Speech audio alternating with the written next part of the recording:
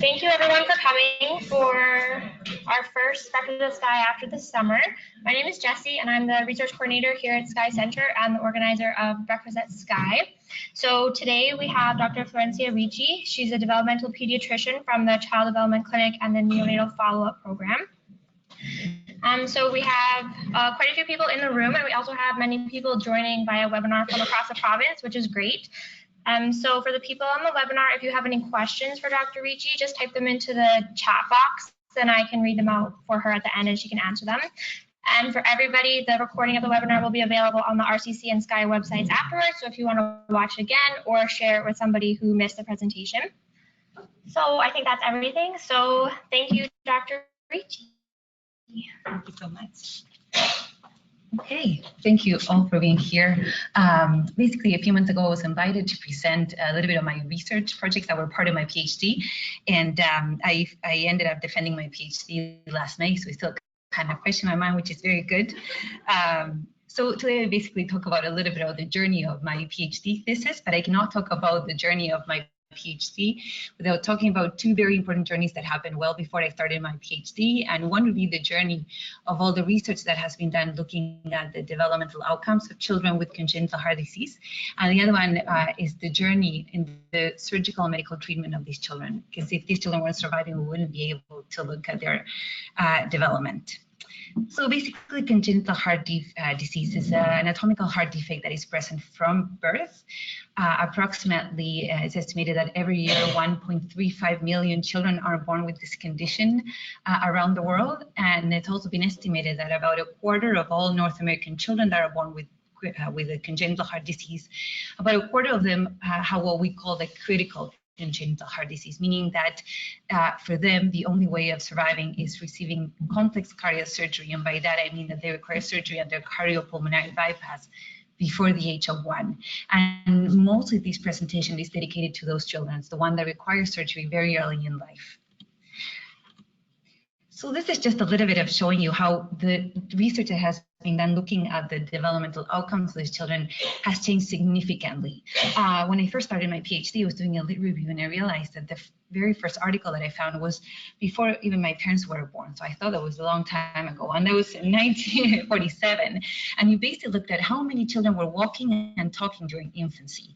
And then if you look to the other actual slide here, you'll see that right now we're actually looking at how's the brain connectivity in children with congenital heart disease and how is that brain maturation. So we're basically looking at things with much more detail.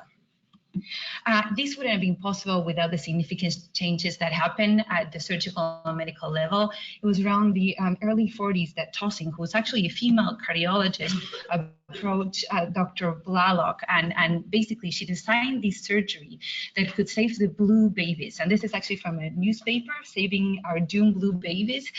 They were at the very beginning children with tetralogy of Fallot. And things moved kind of quickly from there. In the early 50s, we had the first surgeries under cardiopulmonary bypass, and then a few other surgeries like the Fontan, which is basically one of the steps for single ventricle palliation, and a few other very important things were developed. But it was not until 1983, which I think is very recently because I was born that year, that the first child with a single ventricle defect, which is basically the most complex defect that you can have, actually survived all the stages in the palliation of that cardiac defect. Something happened here. I don't know what. Oh, this is the one that I wanted to show you. Basically, what's going on is that we are seeing a lot more children surviving, and what's most important, we're seeing a lot of adults. This is adults, and this is a study from Quebec. But we're seeing that the amount of young adults, especially, has been increasing very rapidly because of these newer generations that are surviving surgery. This slide is not intended for you to read all the articles, but basically, this is just to show you the significant amount of research that has been done. And while the first studies were mostly describing how these children were looking like, now the research and mostly outcomes research as a way of linking the acute care to the developmental outcomes became very important to try to avoid the detrimental effect on development. So things like, for example, studying that's the duration of the cardiopulmonary bypass does that have an effect on development? We know that that can affect development, as well as children who have to undergo cardiac arrest during surgery. So basically, we're trying to avoid the detrimental effect that many therapies that are used in the acute care have on these children. So all the significant changes were happening around the world in 1996, and following the example of the neonatal follow-up group, the Western Canadian Complex Pediatric Therapies follow-up program was initiated. And basically it was started by members from different subspecialties like cardiologists, cardiovascular surgeons, developmental pediatricians, PICU, so pediatric intensivists, and neonatal people. And basically what this program does is all children that undergo complex cardiac surgery at 6 weeks or less in Edmonton are registered and followed prospectively. And what's important is that Edmonton works as a surgical hub. So basically children from all across Western Canada go to Edmonton to receive surgery. In Manitoba, about 50% of children travel to Edmonton to receive surgery. So Edmonton, if parents agree, Edmonton identifies these children and follows them prospectively. We collect their demographic, pre, intra, and post-operative information, and then children undergo developmental assessment at predetermined age levels. So for example, we usually see children at around 8 to 9 months, then we see them again at around 21 months, and then they come a third time to see us at about 4.5 years or 5 years. And what's very important is that that follow-up actually happens in each province. So here, Diane Modem and I myself, we see all children that go to have surgery in Edmonton, but we follow them here in terms of development. We do have a multidisciplinary assessment, and that collected information goes back to Edmonton. And these, what's important about this program is we can do three things. We can identify their developmental challenges, we can help them and provide them with supports, but also we can conduct outcomes research in a way as a quality improvement project. This is just to show you that these kind of clinics happen in other areas in the world. This will be the first one in Canada. Now there's another one here in Quebec. There's a few in the States. I was able to actually visit the Philadelphia program last year, and I have to say that because of how our kind of health system works, we're able to follow much more children than them. Because of their private system, they lose a lot of children to follow up. So what have we learned through the years of research that has been done? So we know that children who have a critical congenital heart disease have a higher frequency of low average cognitive abilities. So we talk about the IQ being shifted to the left. So usually the IQ, the mean is 100. For these children, it's around the 80s. So everything kind of shifted to the left. They are also at risk for fine and gross motor delays. They have problems with visual motor integration, so that ability to control hand movement guided by the vision. They can have speech and language delays. They can be impulsive and can have inattention. They are at high risk for hearing loss and feeding difficulties. And as they grow older, they might have difficulties with executive functioning. We've also learned that the more complex the heart defect, the higher risk of having developmental delays. As you can see in the milder cases, the amount of children with delay is kind of minimal, but that increases with the more complex the heart lesion is. And this is very important because on top of that, we have a chromosomal anomalies or a genetic condition, then only a very small amount of children are completely normal developmentally. Now, through the years of research, and especially through the use of outcomes research, we kind of moved from a more simplistic way of thinking that those developmental delays were associated to the heart defect itself and the surgery, to a wider understanding that the developmental challenges actually arise from the added therapies and the added surgeries and different factors that they all play a role in the development of these children. So things like what's going on in how that brain is developing in utero. We have to remember that the heart and the brain, they all form at the same time. So we have to think about how that brain is forming. Is there a chromosomal abnormality? How many times has the child been admitted to hospital? How many surgeries under cardiopulmonary bypass has that child had? So we need to think this as the added factors. And then the family and the community also play a very significant role. So in summary, because I think I gave you a ton of information in introduction, we know that survival rates have increased significantly, and the number of adults it keeps increasing. We know that children are at high risk for developmental delays, and these delays are associated to the cumulative effect of different factors, and not only to the surgery or the cardiac defect. So now moving into what I did in my PhD, because you feel like, oh, everything was done before I started. Well, I guess I'll move into I did a paper-based thesis. So it was 3 projects that I worked on during my PhD. The first one was entitled Chronic Neuromotor Disability After Complex Cardiac Surgery in Early Life, and it was published in Pediatrics. These all studies included children from Manitoba that traveled to have surgery in Edmonton. So the reason why we started this project is because we knew that brain injury had been identified as a significant complication after surgery for congenital heart disease, but we thought that until then, little research had been done actually describing the neuromotor impairments that these children could present. So for that reason, well, I think you all know the definition of cerebral palsy being any brain insult that is actually any brain injury that is not progressive, that translates to a motor difficulty, usually before the age of 2 years. What's important that because of how the surgeries are done in these children, our cardiac children can actually have surgeries beyond the year of 2. So we decided that we couldn't look only at the children with a diagnosis of CP. We also needed to include those with a diagnosis of acquired brain injury, which is a diagnosis that we usually give to a child that had brain injury and resulting in motor difficulty after the age of 2. So for that, we decided to use the term chronic neuromotor disability to include both children with cerebral palsy and acquired brain injury. So we wanted to know basically through this study, how many children have a chronic neuromotor disability at 4.5 years, which is one of the times that we see them, actually the last time that we see them. We wanted to know how they were presented, how many were walking with the system, what was going on with those children. And we wanted to try to determine potentially modifiable acute care predictors from the acute care setting, actually, that perhaps we could change so then we could prevent the chronic neuromotor disability. Is that kind of clear? Because sometimes we basically want to know what could be changed from the acute care treatment so that we don't have as many children with the chronic neuromotor disability. So this is part of the Western Canadian Pediatric Therapies follow-up group. We initially identified 549 children that had surgery from 1996 to 2009 at the Stollery. We, of course, excluded those that were lost to follow-up or died. And we actually identified all children that came to the 4.5-year assessment and had a chronic neuromotor disability diagnosed by a neurologist or a developmental pediatrician during that assessment. And of those children, we reviewed all the acute care records, the neuroimaging, as well as the developmental assessment records. So we started with 549, but we ended with a total number of 420. We decided to divide the children into having only one cardiac surgery and having more than one cardiac surgery. Basically, that talks about the complexity of the patient.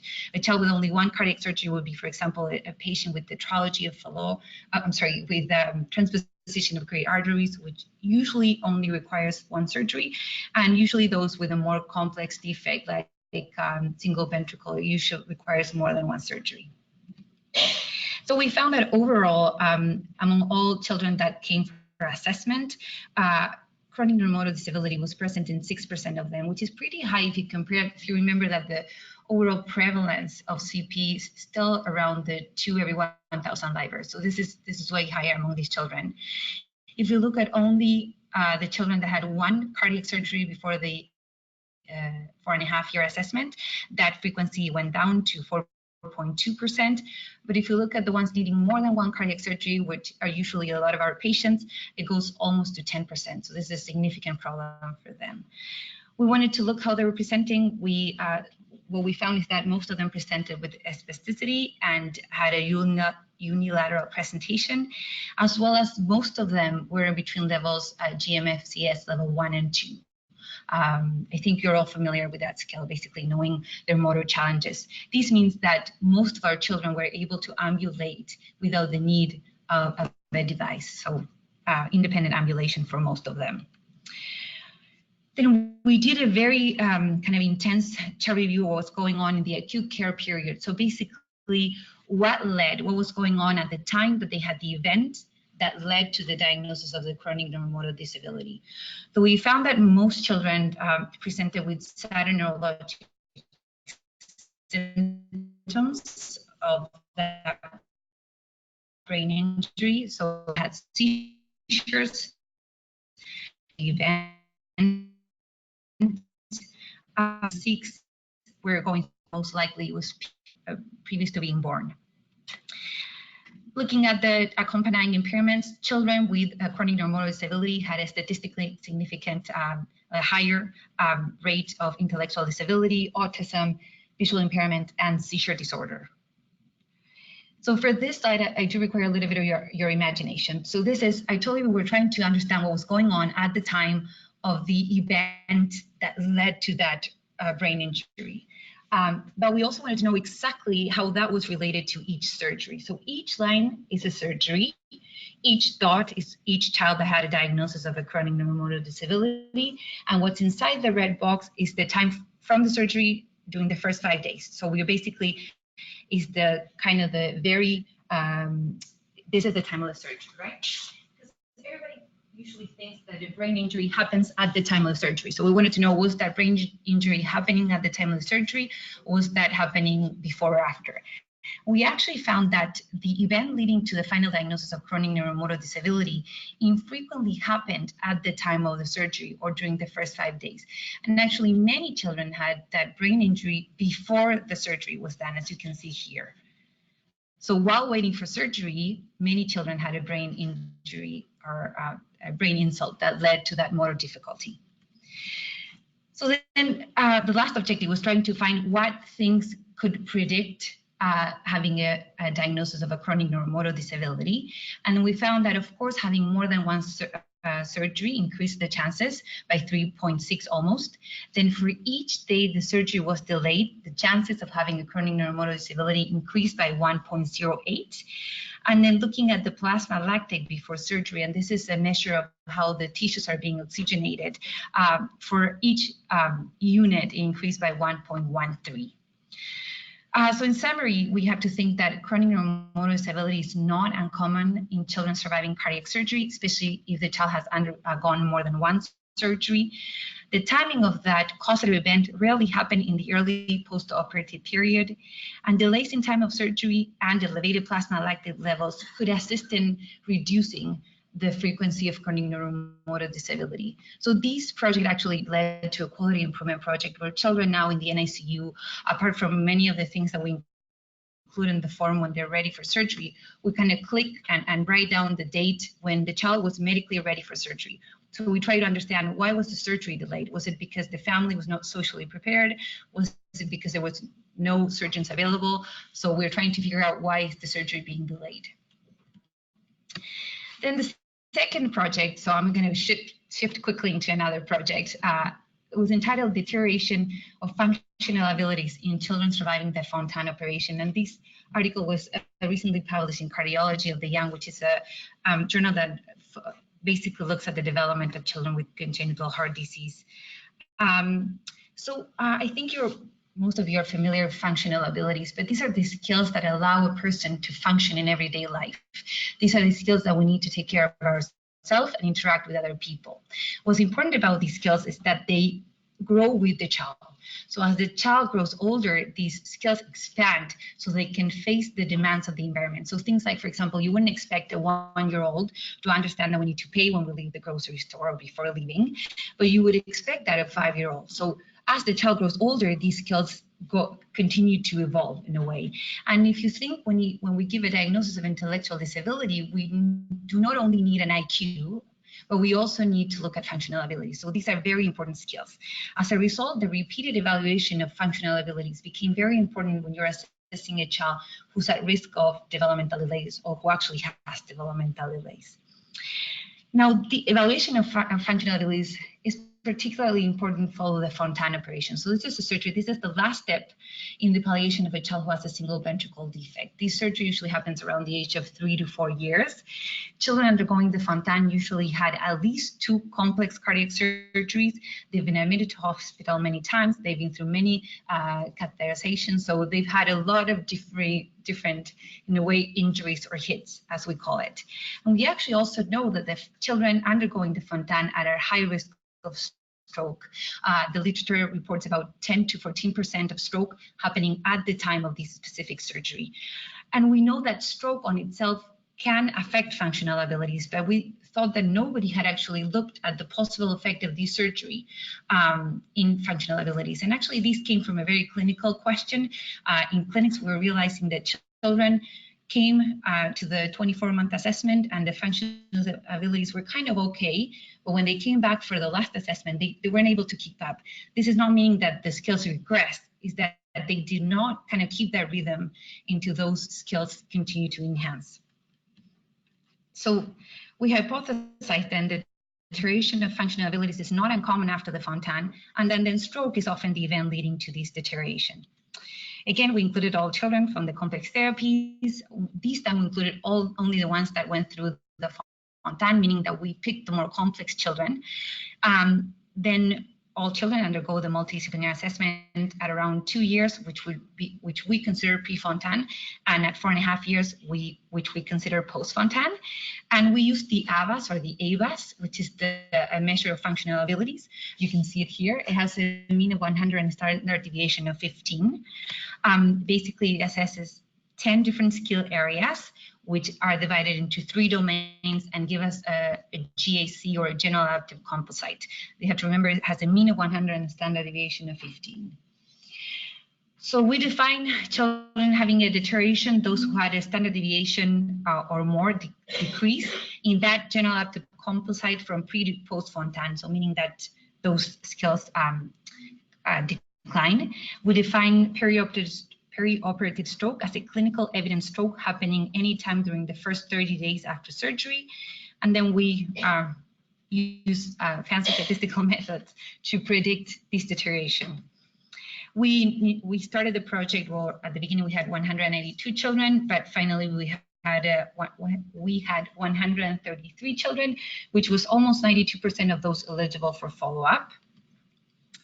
So looking at the results, the mean age of the Fontan was 3.3 years. These are a few details on how the patients were presenting. But what's most important is that more than a quarter of all the children that we had in this project actually had a decline in functional abilities. And that from the overall number of children that underwent this surgery, 13.5 had a perioperative stroke. What this figure is showing is among those 34 or among that quarter of children that decline, how was the trajectory of the 3 different domains? So the one that actually had the biggest decline was the practical domain. The practical domain looks at school and home living, self-care, health and safety, and community use. We'll talk about it a little bit later.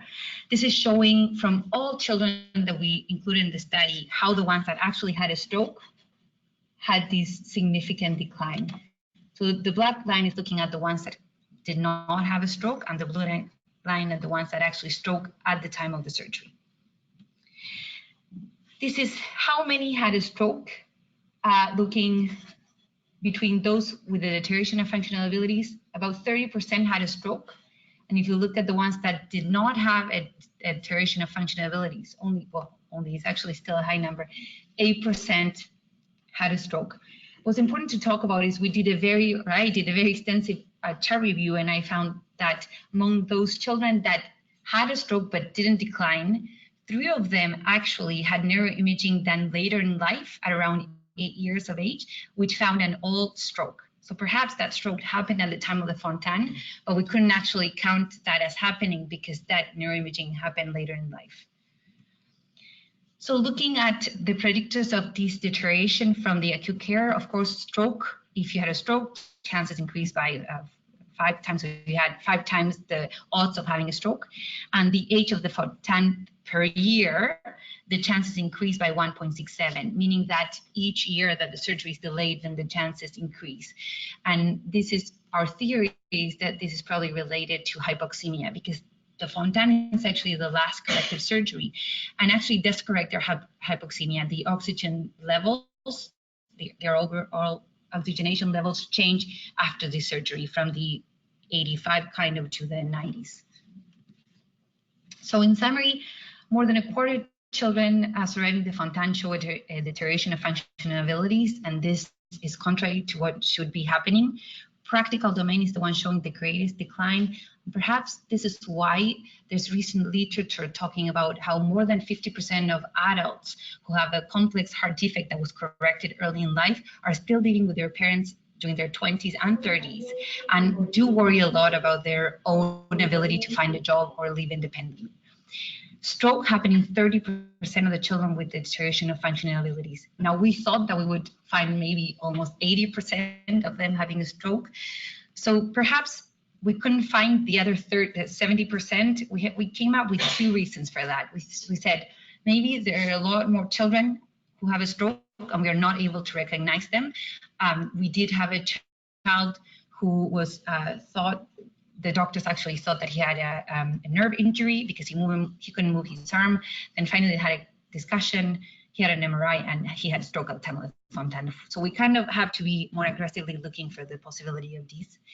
Then the other theory that we came up is that we know that parents of children with these complex heart defects are usually used to normalize their children's development in a way to kind of cope with their difficulties. So perhaps it's easier to normalize their development at 2 years of age when these children are still not really around a lot of other children. But if you think what's happened at almost 5 years, these children are all in kindergarten and parents are faced with the reality of what other children are doing, and perhaps being able to normalize is not as easy. But this is just my own theory.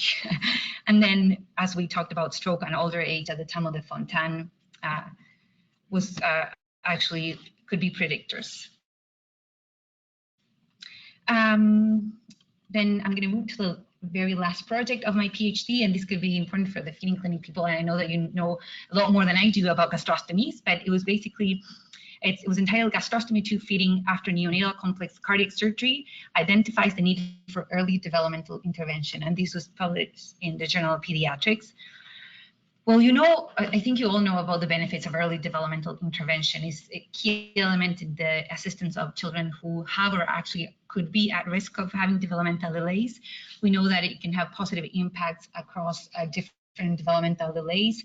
We also know that it's very important to recognize the early need for referral so children can start having help from the early years.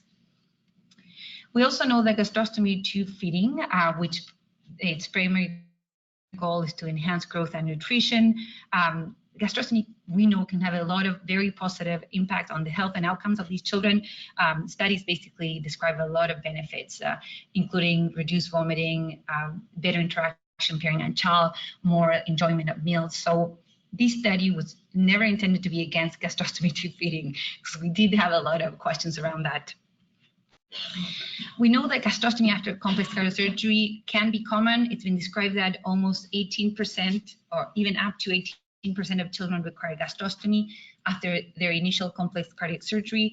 And these feeding difficulties that lead to the requirement of a gastrostomy could be related to having a laryngopharyngeal dysfunction, underlying neurological conditions, or vocal cord paralysis, which is pretty common after cardiac surgery. So we hypothesized that the presence of gastrostomy in an infant at any time after their first cardiac surgery could be used as an identifier for an increased risk of the presence of developmental delay. So we decided to compare the proportion of different types of developmental delay among those survivors who are required compared to the ones that did not require gastrostomy. And then we wanted to find predictors of the requirement of gastrostomy. I don't want to bore you with the methods, but basically the measures that we used was the Bailey and the AVAS again, or the AVAS. And we defined delay in both measures as scores more than 2 standard deviation below the mean, which for both is the mean is 100 with standard deviation of 50.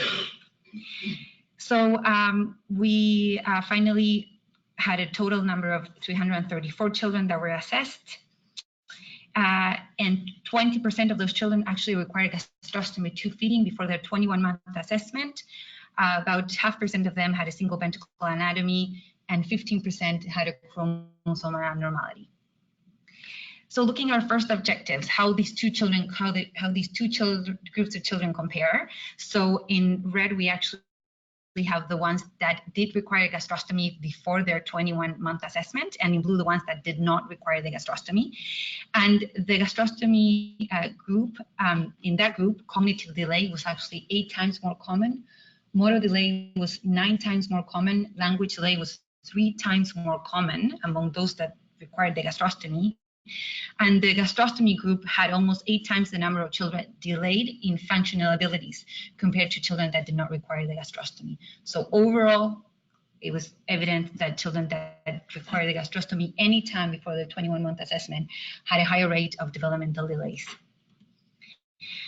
Looking at what could predict the need for gastrostomy after the surgery, so having a chromosomal abnormality, again, at the very beginning, we talked about how the fact that if the child has a chromosomal abnormality, then the chances of having a developmental delay really increase. Having a single ventricle anatomy defect also increased the chances of requiring gastrostomy. Remember, these are the more complex children. The total post-operative days of open sternum after surgery kind of talks about the severity of the case, and the total number of hospital days could also predict the need for gastrostomy. So in conclusion, the gastrostomy tube feeding, the need for that identifies survivors who are at risk for delay and who would benefit from early developmental intervention. And described predictors are most likely not conditions that we can change. We cannot change the fact that a child has a chromosomal abnormality, but perhaps these could be useful into counseling the parents. Now, this project became quite important because in many areas of the world, I showed you, so these kind of clinics where we see these children from a multidisciplinary perspective only happen in certain areas of the world. Europe only has 2 places, Australia 1, we have 2 here, and there are probably about 5 in the States. But you have to think that these children all around the world are only followed by a cardiologist who doesn't really know much about developmental delays. I mean, they can have an idea, but so the cardiologists and the cardiovascular surgeons actually like the idea of seeing a child who needed a gastrostomy, and so then they could identify that and think that they needed to refer this child immediately. So it became an easy identifier for them. So kind of, yeah. I do have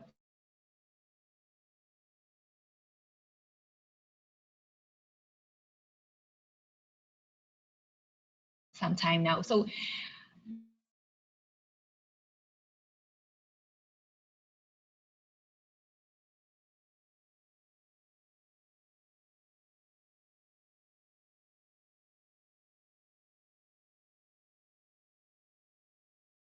these 3 projects, they all look at children with the critical, they all under just the acute care that they can have on development. But it was most important to me at the very end to realize that these 3 projects has been involved in this amendment and who's the lead in me. We help the parents help their children participate, and participation should always be our main goal, even if they have challenges, how we can help them have meaningful life experiences. So I'm going to go now to two videos I want to show you in some pictures. So Theo was actually a child from Winnipeg who flew to have surgery in Edmonton, and this was actually December 24th. He was connected to ECMO, which is an artificial machine that kind of bypasses the heart and the lungs sometimes. So basically, he was in a very critical state here. And then he moved from Winnipeg to Edmonton because that got a job there. So I was able to see him for follow-up. And this is him. He actually came for assessment around 12 months of age, and we were able to kind of follow them more closely together with physiotherapy. We gave him a walker. And this is a video that was sent by mom not that long ago. And I'm going to, I think for this one, I have to.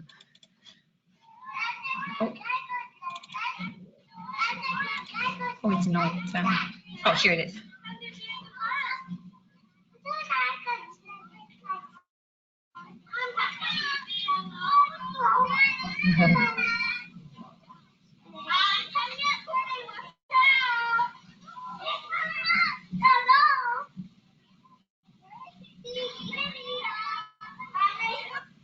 So because we followed him, we were actually to identify his challenges, to identify his needs, and to support him through his early years. And this is actually him really enjoying this summer, and mom is also enjoying him, and that's very important. And then now moving into the next slide, I'm just going to keep it like that because I'll move to the next video. But this is a funny story. So I still, as I have it, read the newspapers from Argentina. I don't know why I'm always worried about the political and economic situation, even though I cannot change anything. But I came across with these news about this child who actually does not have a cardiac condition, but I like this story, who had a chronic neuromotor disability. And he was actually, the video that was posted by that newspaper was the child playing soccer with his best friend at school, and the teacher was actually cheering for them. And it was incredible to see how his friend actually got him ready to be the goalie, and how he was using the walker actually to push the ball. So because the information from the mom was there, I decided to contact her and say that I actually thought that video was fascinating and I wanted to share that. And I talked to her a little bit about participation. And she said, well, if you're trying to look into participation, there's something that you might like better than him playing soccer, because he's really not into soccer. She told me he actually really likes to dance. They come from a province where people really dance in Argentina, and she was explaining to me how he really wanted to participate in the end of year celebration. So how mom and the teachers all worked together so that he could participate. So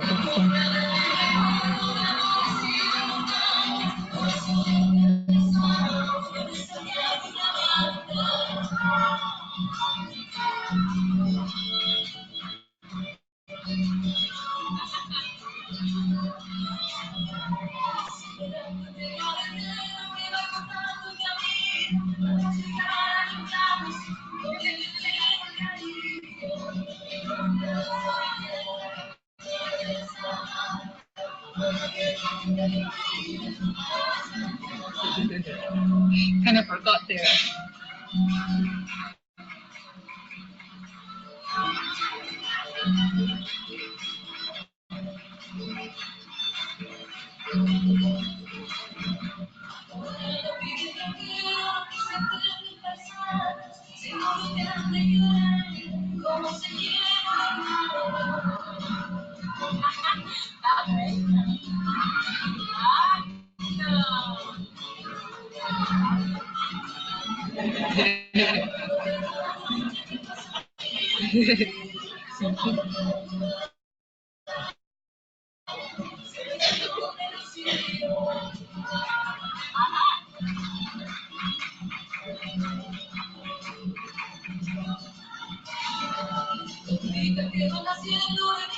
That was what I wanted to share.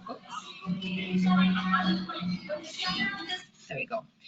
It's kind of a lengthy video, but I really wanted to share with you how everybody was actually enjoying that moment. He was not the only one enjoying that. Mom was really enjoying. She was actually saying in Spanish, oh, he can even turn, right?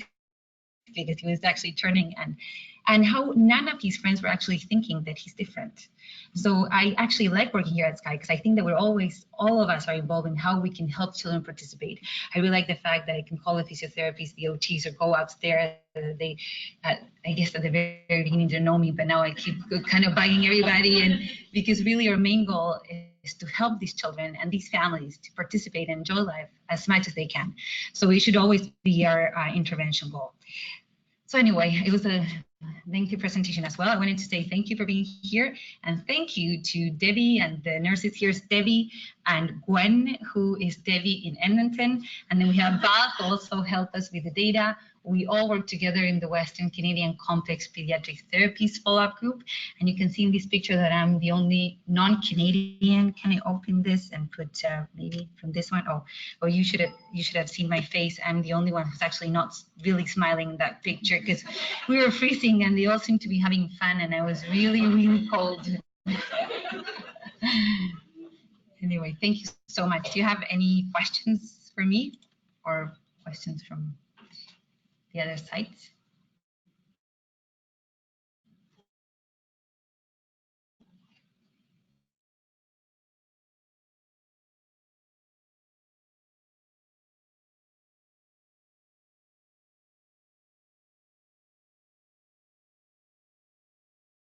Yes.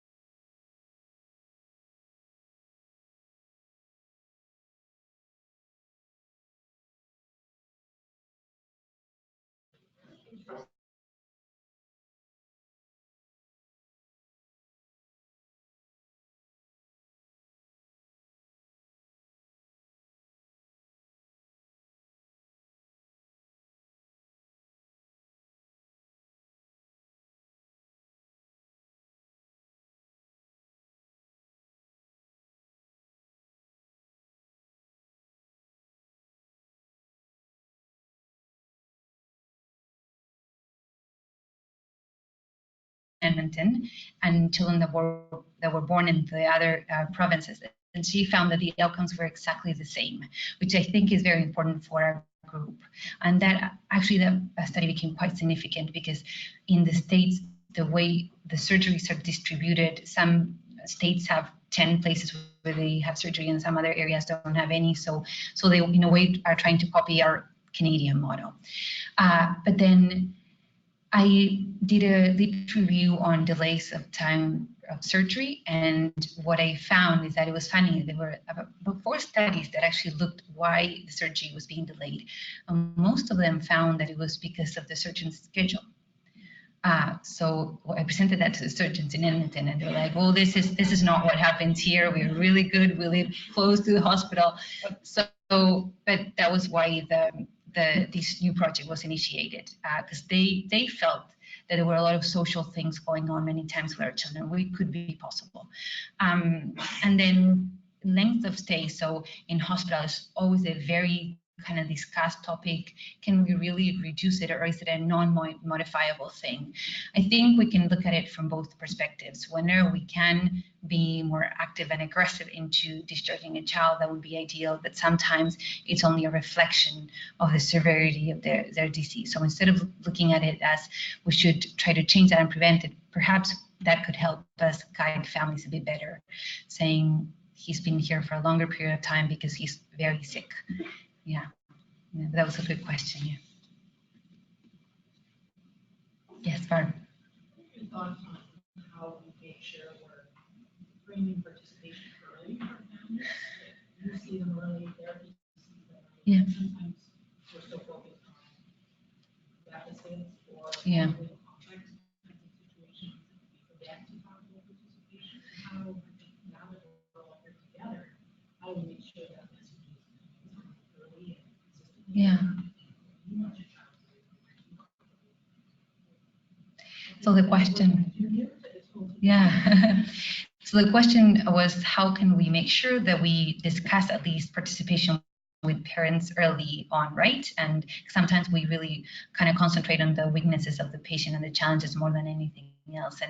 And I myself, because of not because I came up with this idea spontaneously, but because I train this way, I usually start the conversation with parents is, what can we help you with? And what would you like your child to do that you think we can help you with? So anything. So I think that's I try to, especially the older children, so parents have kind of had a big battle for many years. Their children have survived a significant amount of things, and many times they're sad and tired, but I try to tell them, tell me the things that your child can do. Let's start with the positive. What can he do today that you enjoy?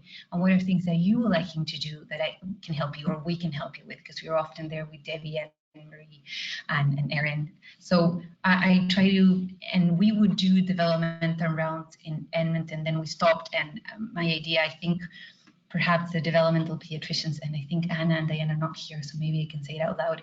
I think we should have more active participation ourselves in the acute care setting, into talking to the families when these children are still admitted in hospital, because then we can talk about the things that could be done to make sure participation is discussed from the early beginning. Yeah. Any other thoughts on that? Because I always feel like you're really good at making sure children participate. You come up with all these weird chairs and cars that I've never seen in my life that really do work. Yeah. Yes.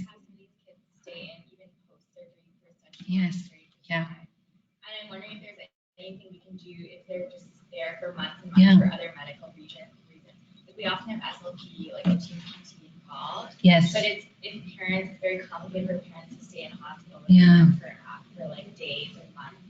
Like, is there anything we can do acutely to Yeah. help them with their development in the early stages? Oh, for sure. That's a big, I mean, I'm so sorry. So we have one of the PEDS residents here, and she was asking what the residents can do when they do spend a significant time with these children in hospital. Many children actually come back from Edmonton and they stay for a few months and then go back to Edmonton and then come back here to the hospital. So I think there's a role for everybody. Talking to the parents. Parents are good parents. They're overwhelmed and they don't know about development like we do many times. So talking about this, and sometimes I hear people telling, read to your child. Like this parent will come up with this wonderful book. They don't need even a book. It's just make sure that you talk to your child. Make sure that you make eye contact. We would go to the rooms in Edmonton, and the beds have this big TV attached to the bed, and Treehouse was out loud right in front of the eyes of the child, and would tell them, it's okay if you want to break. I'm not saying that you're a bad parent, but make sure that you have a few minutes a day to look into his or her eyes, and that you repeat any sound, and that perhaps they cannot be on their tummies because they have the sternotomy still open or something like that, but making sure that we are showing them toys and engaging them. And even yourselves, when you go see the child who's laying on bed, and usually they're very happy babies, so making sure that you talk to them and engage them in some sort of activity. And always think about development. I know when we are doing our residency in PEDS, we're always thinking that the most important thing is the acute, the heart, the kidney, but development later in life, especially when they leave the hospital, plays such a significant role that, yeah, it's very important.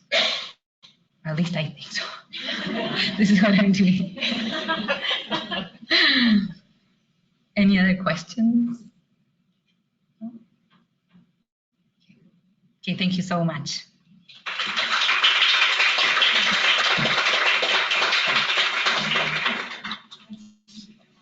Thank you so much, Dr. Ricci. That was a wonderful presentation. So from her presentation, now I'd like to challenge everybody today to ask your patients, what would you like to do and what would you like your child to be able to do in the future? So once again, the webinar will be available on the SCY website afterwards if anyone would like to watch it again or share with anybody else.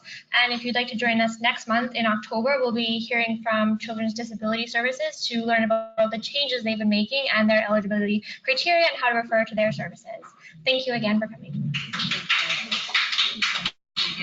Okay, excuse me.